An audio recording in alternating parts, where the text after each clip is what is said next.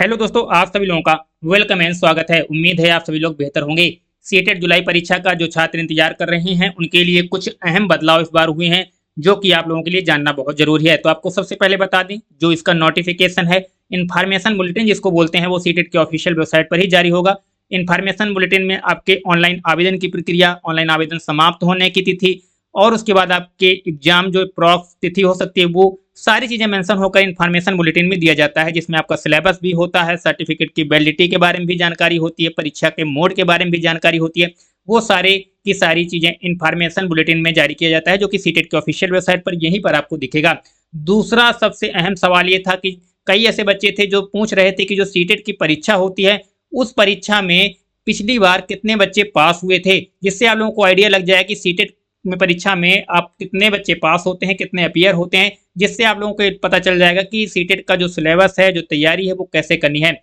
ये आपके सामने कुछ डाटा स्क्रीन पे नजर आ रहा होगा, जो कि पेपर 1 के लिए और पेपर 2 के लिए अलग अलग है। यहाँ पे पेपर 1 में आपको दिख रहा होगा कि 5,72,000 बच्चों ने परीक्षा दी थी, जिसमें 1,38,389 बच्चे पास हुए थे।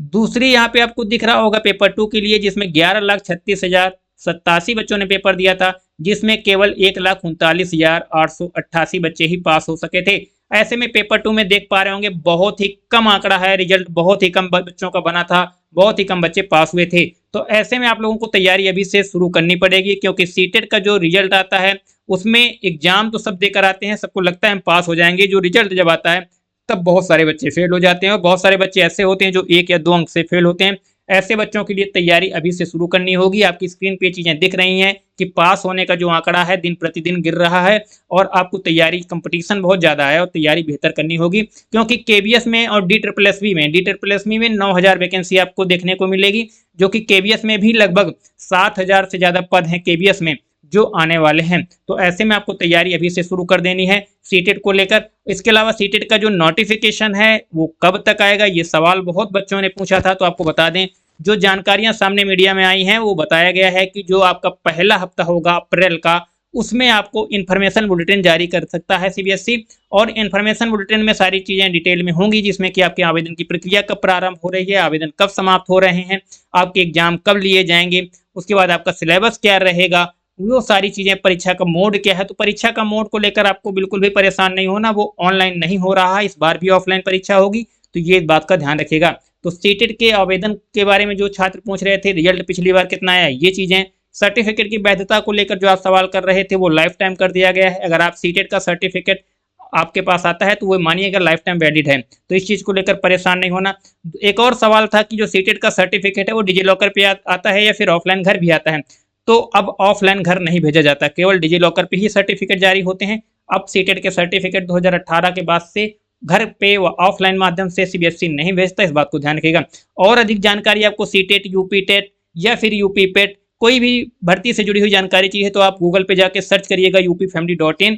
यहाँ पे आप ध्यान से देख लीजिए, upfamily.in जैसे ही आप गूगल पे जाकर सर्च करते हैं तो आपको यहाँ पे ढेर सारी चीजें दिख जाएंगी, जिसमें यूपी टेट का नोटिफिकेशन भी छात्रों के लिए आने वाला है।